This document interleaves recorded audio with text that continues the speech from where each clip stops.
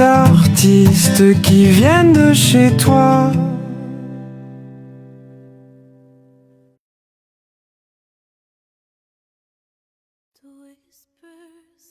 Simplement, je chantais dans ma chambre, je pense comme la plupart des gens qui aiment chanter. Mais ce qui a déclenché cela, c'est étant fan déjà de Lara Fabian.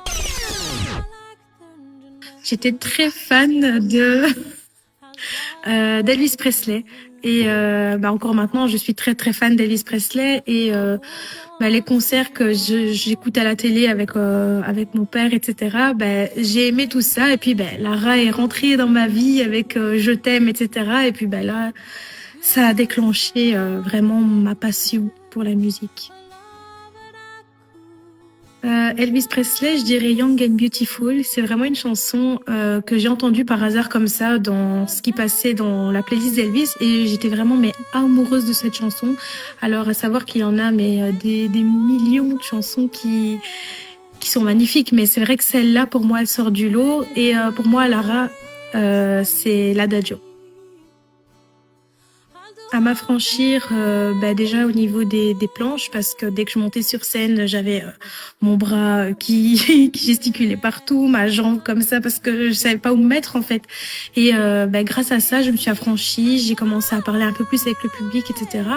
Et aujourd'hui je me rends compte que oui, chanter devant une ou deux personnes c'est bien, mais quand mon public est au complet c'est encore mieux, je me sens mieux quand ils sont là. Je dirais les grandes voix internationales. Pourquoi? Parce que je peux chanter de tout. Je peux chanter déjà du Shakira, du Dua Lipa, donc plus de la dance, on va dire. Et puis les grandes voix internationales parce que je peux chanter du Whitney, du Mariah Carey, comme je peux passer par Lara Fabian et Céline Dion. Donc voilà. Je pense que c'est aussi la façon de ce que je vis, que ça soit en bien ou en mal, ce que j'ai vécu, triste ou très très important dans ma vie. Je pense que le fait de vivre la chose, c'est beaucoup plus facile aussi pour expliquer.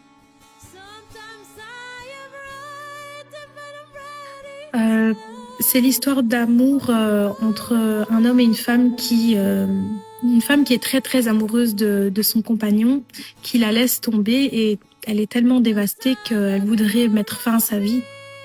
Sauf que, voilà, la vie continue. Je pense qu'il n'y a pas de faire mieux ou pas mieux parce qu'au final, il n'y a pas une chanson plus belle que l'autre à mes yeux. Je pense que je continue juste sur ce que j'aime. En fait, c'est deux chansons différentes, mais que j'aime profondément l'une comme l'autre.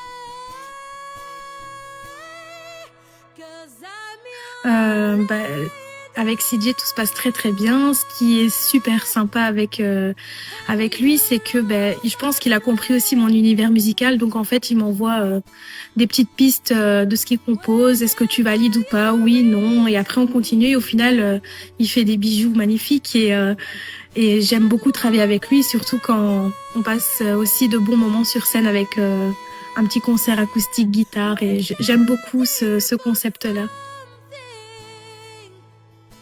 Je suis simplement interprète dans l'histoire.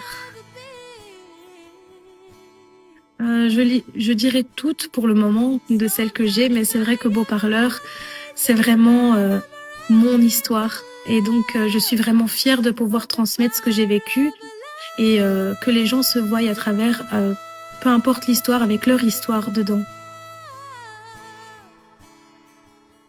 Je fais toujours mes petits échauffements avant de monter sur scène, mais en fait, je pense pas pour le moment, du moins, avoir un rituel spécifique. Je pense simplement le fait de souffler et d'entendre les gens dans la salle et de me dire allez, c'est parti, c'est à toi. Et puis une fois que je me retrouve face à mon public, bien sûr, c'est quelque chose que j'aime par-dessus tout. Et quand je chante pas, ouais, ça me manque.